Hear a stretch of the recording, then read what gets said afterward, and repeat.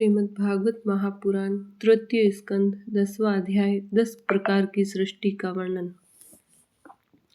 विदुर जी ने कहा, मुनिवर, भगवान नारायण के अंतर्ध्यान हो जाने पर संपूर्ण लोकों के पितामह ब्रह्मा जी ने अपने देह और मन से कितने प्रकार की सृष्टि उत्पन्न की। भगवान, इनके सिवा मैंने आपसे और जो जो बातें पूछी हैं उन सब का भी क्रमशः वर्णन कीजिए और मेरे सब संशयों को दूर कीजिए, क्योंकि आप सभी बहुज्ञों में श्रेष्ठ हैं। सूत जी कहते हैं, सौनक जी, विदुर जी के इस प्रकार पूछने पर मुनिवर मैत्रेय जी बड़े प्रसन्न हुए और अपने हृदय में स्थित उन प्रश्नों का इस प्रकार उत्तर देने लगे।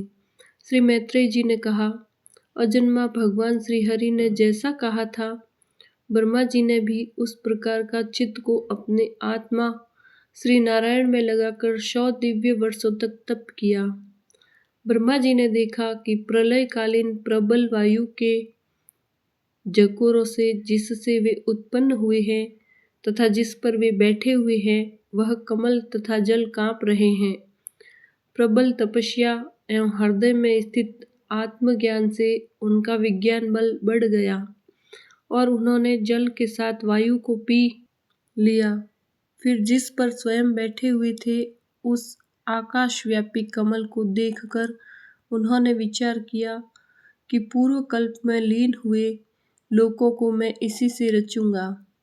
तब भगवान के द्वारा सृष्टि कार्य में नियुक्त ब्रह्मा जी ने उस कमल कोश में प्रवेश किया और उस एक के ही भूः भुवः स्वः ये 3 भाग किए।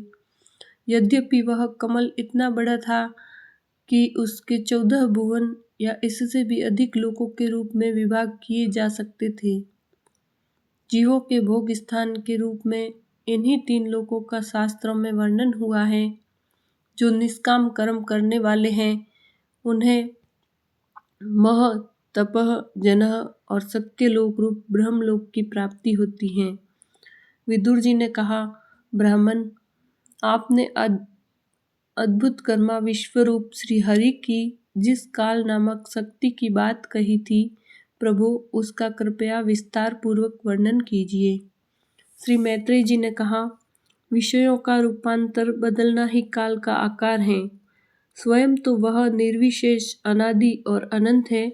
उसी को निमित्त बनाकर भगवान खेल खेल में अपने आप को ही सृष्टि के रूप में प्रकट कर देते हैं। पहले यह सारा विश्व भगवान की माया से लीन होकर ब्रह्म रूप से स्थित था। उसी को अव्यक्त मूर्ति काल के द्वारा भगवान ने पुनः पृथक रूप से प्रकट किया है। यह जगत जैसा है वैसा ही पहले था और भविष्य में भी वैसा ही रहेगा। इसकी सृष्टि 9 प्रकार की होती है तथा प्राकृत वैकृत भेद से एक 10वीं सृष्टि और भी है और इसका प्रलय काल द्रव्य तथा गुणों के द्वारा 3 प्रकार से होता है। अब पहले मैं 10 प्रकार की सृष्टि का वर्णन करता हूँ। पहली सृष्टि महतत्व की है। भगवान की प्रेरणा से सत्वादि गुणों में विषमता होना ही इसका स्वरूप है। दूसरी सृष्टि अहंकार की है, जिससे पृथ्वी आदि पंचभूत एवं ज्ञानेंद्रिय और कर्मेंद्रियों की उत्पत्ति होती है।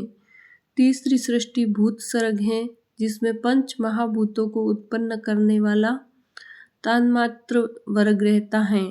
चौथी सृष्टि इंद्रियों की है। यह ज्ञान और क्रिया शक्ति से संपन्न होती है। 5वीं सृष्टि सात्विक अहंकार से उत्पन्न हुआ अधिष्ठाता देवताओं की है। मन भी इसी सृष्टि के अंतर्गत है। 6ठी सृष्टि अविद्या की है। इसमें तामिस्त्र, अंधतामिस्त्र, तम मोह और महामोह ये 5 गांठें हैं। यह जीवों की बुद्धि का आवरण और विक्षेप करने वाली हैं।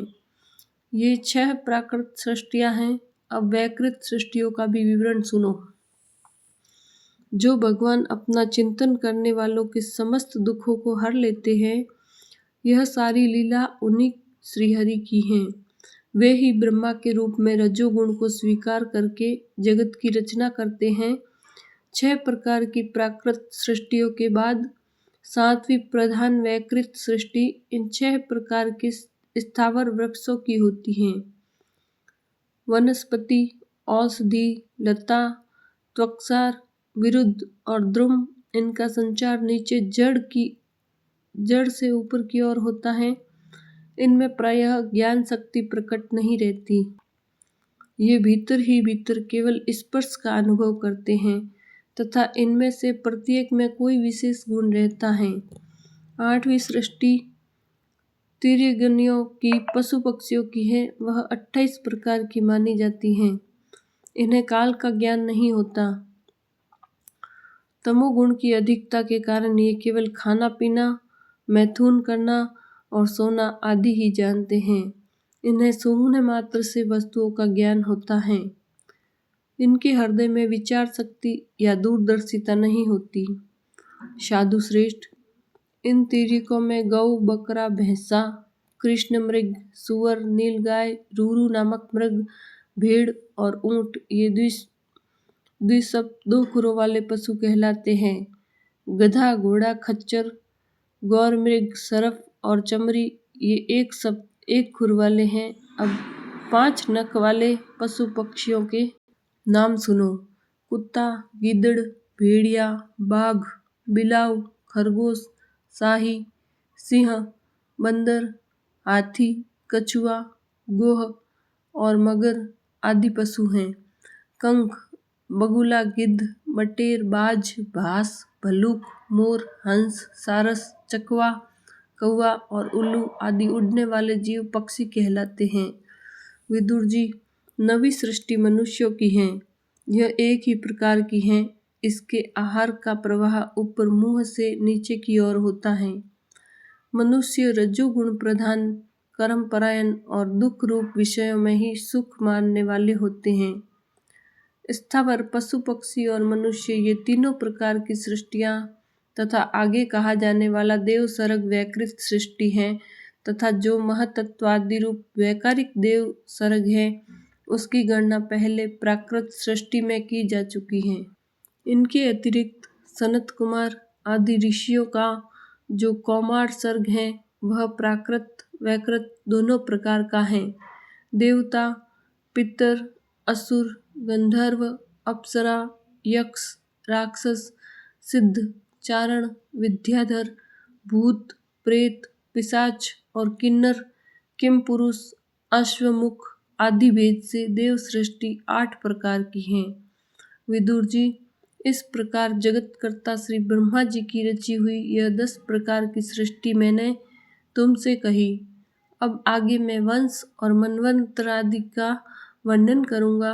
इस प्रकार सृष्टि करने वाले सत्य संकल्प भगवान हरि ही ब्रह्मा के रूप से प्रत्येक कल्प के आदि में रजोगुण से व्याप्त होकर स्वयं ही जगत के रूप में अपनी ही रचना करते हैं।